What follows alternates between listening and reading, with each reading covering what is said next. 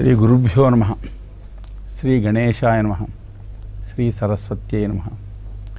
నారాయణం నమస్కృత్య నరం చైవ నరోత్తమం దేవీం సరస్వతీం వ్యాసం తతో జయముదీరయేత్. మహాభారతం భారతీయుల భాగ్యవశం వలన ఆవిర్భవించిన మహేతిహాసం. ఇది ఒక ఆశ్చర్యకరమైన గ్రంథం.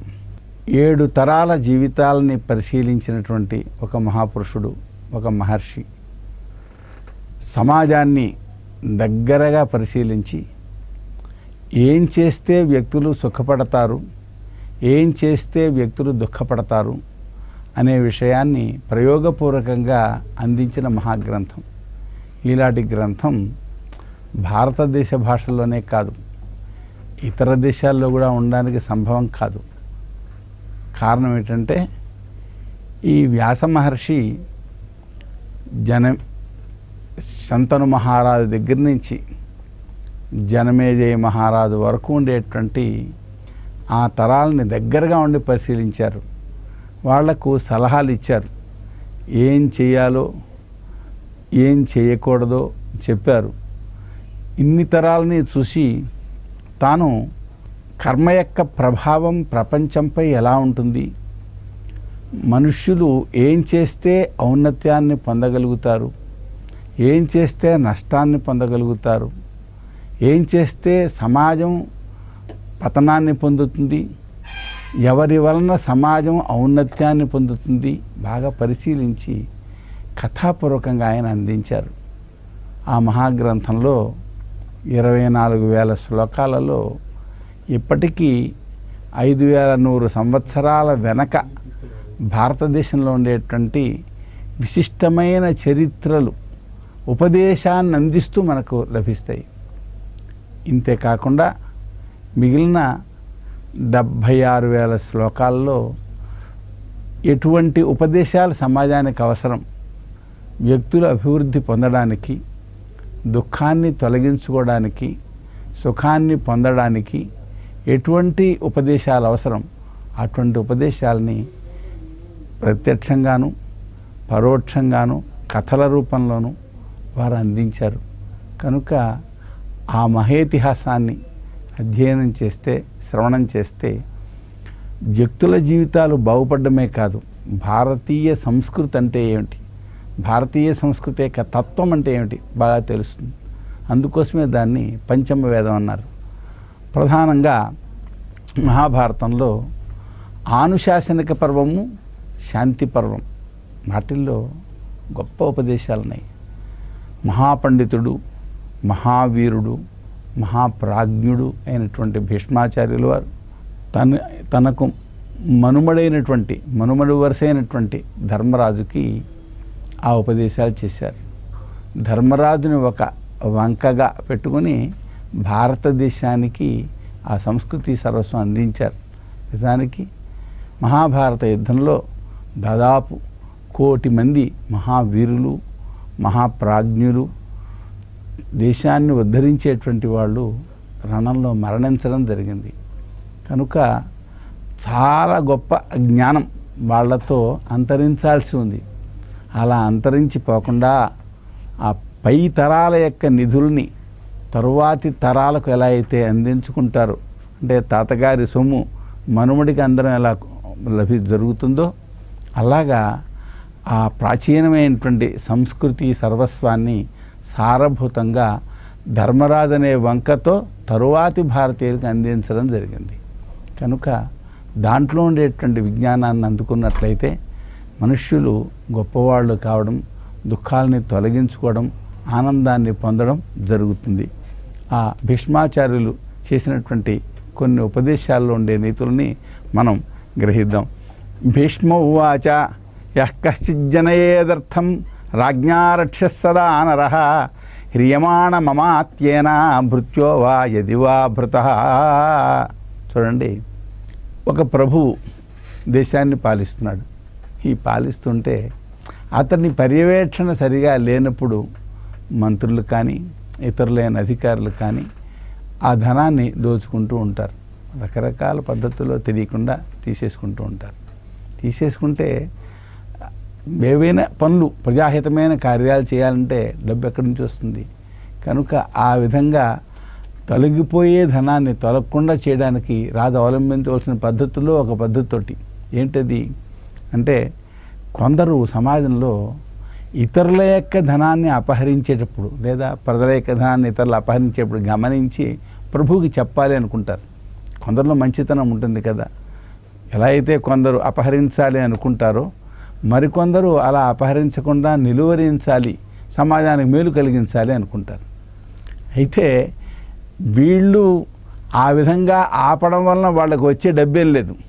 వాళ్ళ కాలాన్ని వాళ్ళ శక్తిని వెచ్చించి సమాజ ధనాన్ని రక్షించడం కోసం ప్రయత్నం చేస్తారు. ఎలా చేయగలుగుతారో? వాళ్ళ దగ్గర సైనికపరమైనటువంటి బలం లేదు కదా. ప్రభువుకి చెప్పాలి.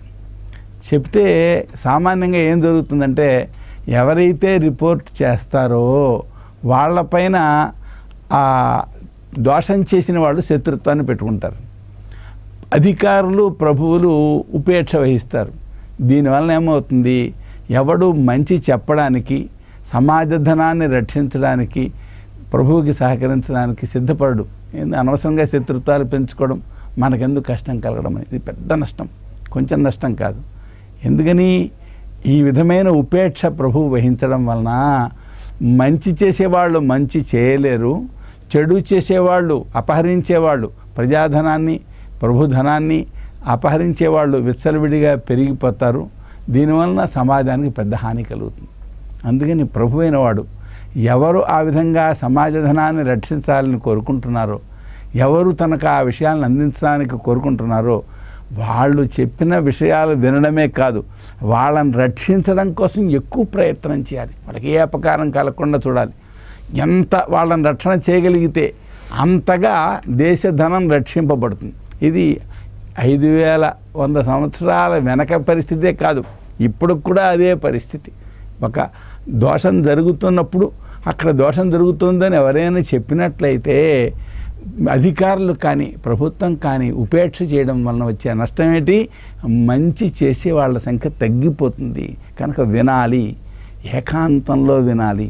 వినడమే కాదు, వాళ్లకు ఇతరుల వలన అపకారం కలగకుండా రక్షించాలి. అపకారం కలగకుండా రక్షణ చేయకపోతే, తాను ఉపేక్ష చేస్తే వాళ్ళ ప్రాణాలకు కూడా ముప్పు వస్తుంది. ఎందుకని? వాళ్ళని వాళ్ళు రక్షించుకోవడానికి వాళ్ళ దగ్గర సైనిక శక్తి లేదు కదా. ఏమండి, ఈ అంశంలో మంచి గాథ చెప్తున్నారు.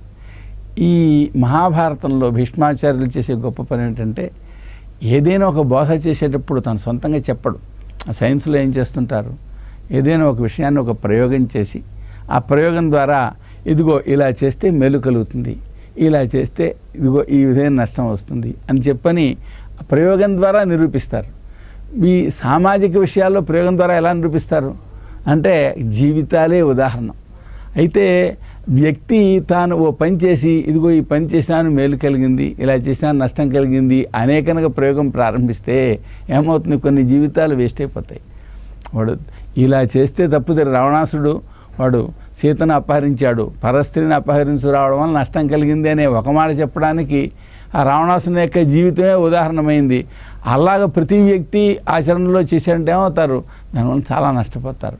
అటువంటి నష్టం లేకుండా గడచిన ఇతిహాసాల్లో ఎవరు ఎలా ప్రవర్తిస్తే బాగుపడ్డారు, ఎవరు ఎలా ప్రవర్తిస్తే నష్టపోయారు అని గమనిస్తే మనకి నష్టం లేకుండా, కష్టం లేకుండా మంచి మార్గాన్ని ఎన్నుకోవడానికి అవకాశం ఉంటుంది. అందుకోసం ఆయన ఏం చేస్తారు? అత్రాప్యుదాహరంతీమం ఇతిహాసం పురాతనం. ఇప్పుడు నేను చెప్పే అంశంలో ఓ ప్రాచీనమైన ఇతిహాసాన్ని ఉదాహరిస్తారు అని ఆ గాథ చెప్తారు. ఆ గాథ వింటే ఏమవుతుంది? మనకి ఓహో ఇలా చేయాలి అనేటువంటి ప్రేరణ కలుగుతుంది.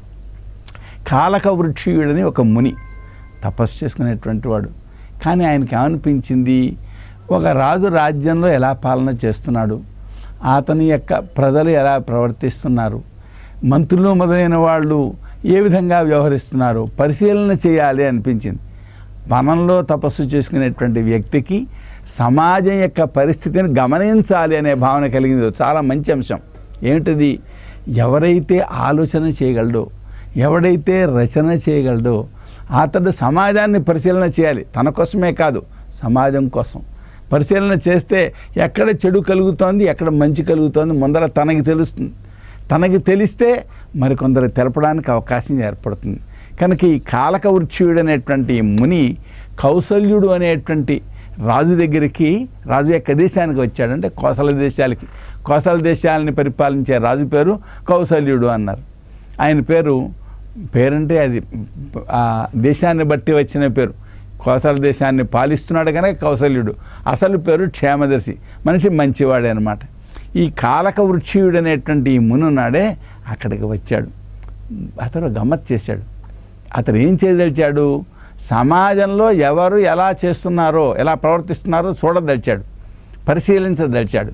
ఇది గమనించారనుకోండి, దీనివలన పెద్ద ఇబ్బంది ఉంది. దుర్మార్గులు ఒరే వీడు మనని చూస్తున్నాడు రా అని చెప్పని అతనికి ఇబ్బంది కలిగిస్తారు. అందుకోసం ఆయన ఏం చేశాడు? పంజరాన్ని దాన్ని తెచ్చాడు. ఆ పంజరంలో కాకిని పెట్టాడు. కాకిని పెట్టి ఆయన దేశంలో తిరుగుతున్నాడు, అంతటా తిరుగుతున్నాడు. అతని ఉద్దేశం ఏంటి? ఎవరు ఎలా ప్రవర్తిస్తారు అనేది తెలుసుకోవడం. అయితే ఈ కాకి ఈ వ్యక్తిని, మునిని చూస్తే ఏమిట్రా ఇది అని సందేహం వస్తుంది. సందేహం వస్తే పరిశీలిస్తే ఆయన విషయాలు తెలిసిపోతాయి.